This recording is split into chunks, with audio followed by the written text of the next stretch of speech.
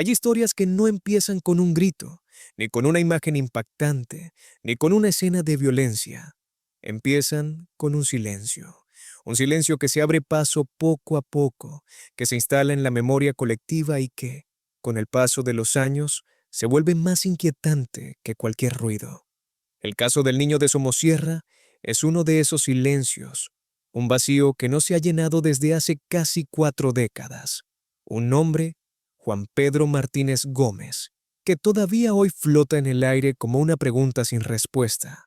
Esta no es una historia para buscar sensaciones fuertes, es una historia para escuchar despacio, para entender cómo un instante puede fracturar una vida, una familia, y en cierto modo, la confianza en que todo misterio tiene una explicación lógica. La madrugada del 25 de junio de 1986, en el puerto de Somosierra, una zona montañosa al norte de Madrid, el tiempo parecía detenido. La carretera, estrecha y serpenteante, estaba envuelta en una quietud típica de las horas más profundas de la noche.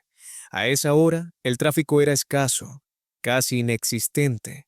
Nada hacía presagiar que ese lugar se convertiría en el escenario de uno de los enigmas criminales más persistentes de la historia reciente de España. Un suceso que, desde el primer momento, dejó más preguntas que certezas y que, con el paso de los años, se transformó en una herida abierta en la memoria colectiva. Para comprender la magnitud de lo ocurrido, es necesario detenerse primero en la figura de Juan Pedro Martínez Gómez, no como un símbolo, no como un misterio, sino como lo que era, un niño. Tenía 10 años, una edad en la que el mundo todavía se percibe como un espacio mayoritariamente seguro, en el que los adultos son sinónimo de protección y en el que los viajes en familia se viven como pequeñas aventuras. Juan Pedro viajaba junto a sus padres en un camión. Su padre, Juan Martínez, era camionero, un trabajador que pasaba largas horas en la carretera, intentando sostener a su familia con un oficio duro, solitario y exigente. Su madre, María del Carmen Gómez, lo acompañaba en ese trayecto.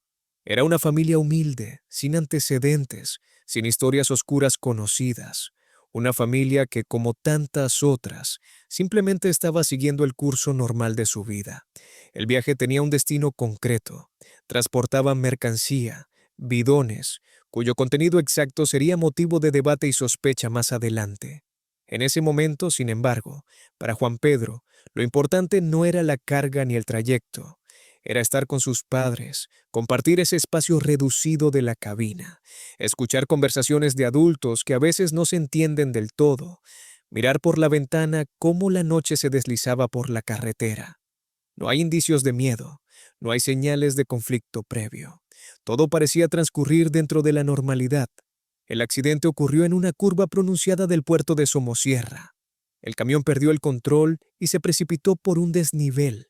El impacto fue brutal. Las consecuencias, inmediatas. Cuando los equipos de emergencia llegaron al lugar, encontraron una escena caótica, marcada por la oscuridad, el silencio posterior al estruendo y la sensación de que algo había salido terriblemente mal. El cuerpo del padre fue hallado sin vida. La madre también había fallecido, pero Juan Pedro no estaba allí, no en la cabina, no en los alrededores inmediatos, no atrapado entre los restos visibles del vehículo. Desde el primer momento, esa ausencia lo cambió todo. En muchos accidentes de tráfico, incluso en los más graves, las víctimas son localizadas con relativa rapidez. Aquí no. Aquí faltaba un niño. Un niño que, según todas las reconstrucciones iniciales, debería de haber estado en ese camión. La pregunta surgió de inmediato, casi de forma instintiva. ¿Dónde está Juan Pedro? La investigación comenzó bajo la presión del tiempo y la urgencia. Se activaron búsquedas en la zona.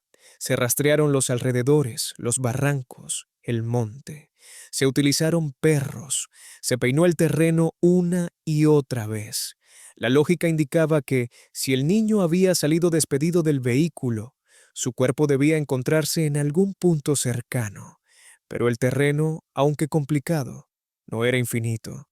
Y sin embargo, Juan Pedro no aparecía. A medida que pasaban las horas, el caso empezó a adquirir un tono distinto.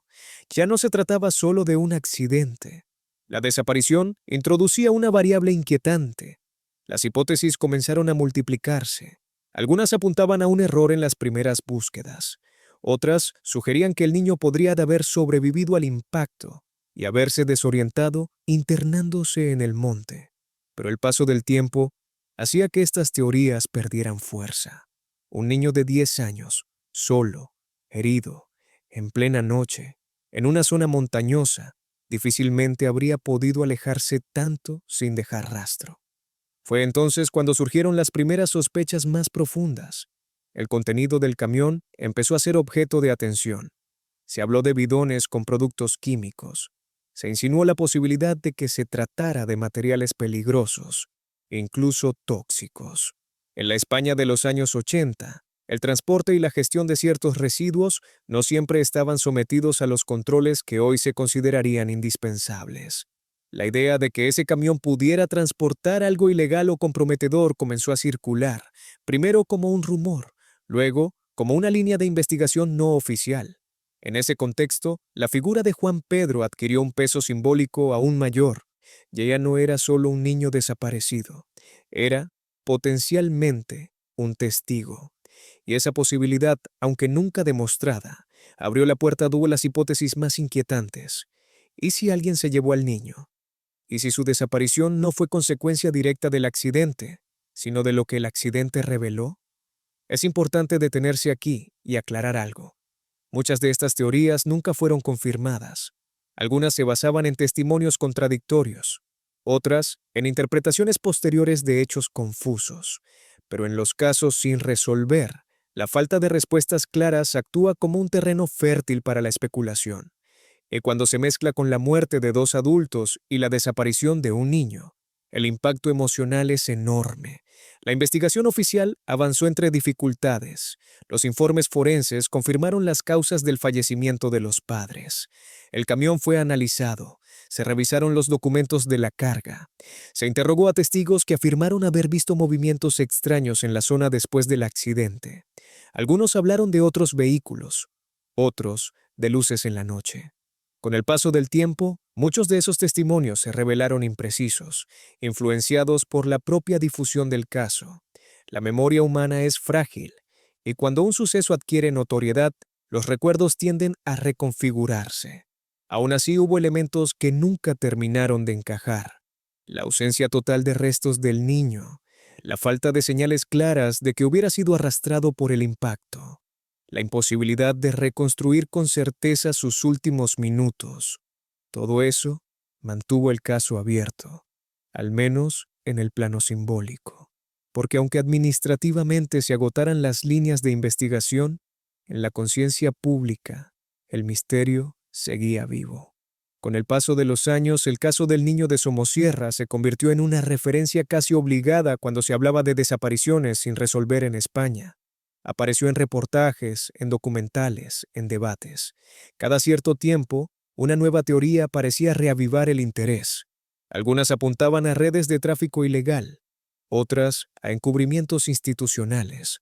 Otras, más prudentes, insistían en que la explicación más simple, aunque dolorosa, seguía siendo la más probable, que el cuerpo del niño nunca fue encontrado debido a las condiciones del terreno y a errores iniciales en la búsqueda. Desde una perspectiva de investigación criminal, este caso es un ejemplo claro de cómo la falta de una pieza clave puede desestabilizar toda una estructura de hechos. En psicología, hablamos de la necesidad humana de cierre. Necesitamos saber cómo terminan las historias. Necesitamos un final, incluso cuando es trágico. La desaparición de Juan Pedro niega ese cierre. Deja a la mente en un estado de búsqueda permanente.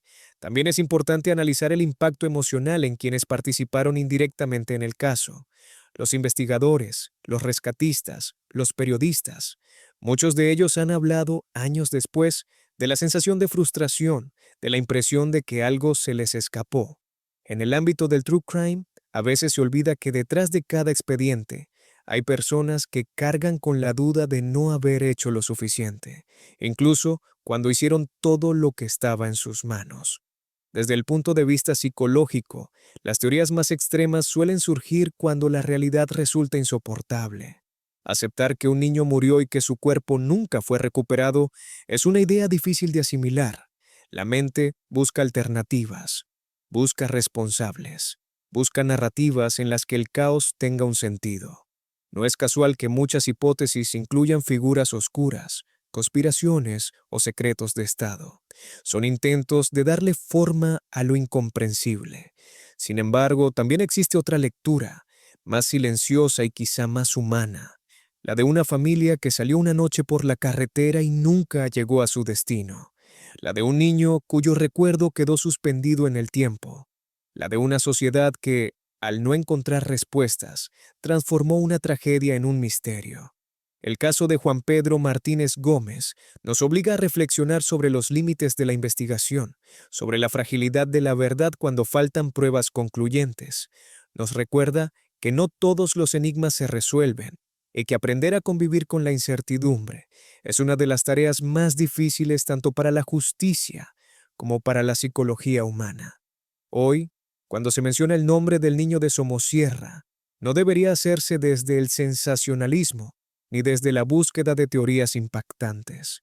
Debería hacerse desde el respeto, desde la memoria, desde la conciencia de que, detrás del misterio, hubo una vida real, breve, pero significativa. La naturaleza humana tiene una relación compleja con el misterio. Nos atrae, nos inquieta, nos empuja a buscar respuestas incluso cuando no existen. En ese impulso hay algo profundamente humano, pero también un riesgo. Olvidar a las personas reales detrás de las historias. El verdadero desafío no es solo resolver los casos, sino recordar por qué importa hacerlo. El silencio que rodea la desaparición de Juan Pedro sigue ahí, intacto. Tal vez algún día se rompa, tal vez no. Mientras tanto, su historia permanece como un recordatorio de que la verdad a veces no se encuentra y de que incluso en la ausencia de respuestas, tenemos la responsabilidad de mirar estos hechos con humanidad, con rigor y con respeto.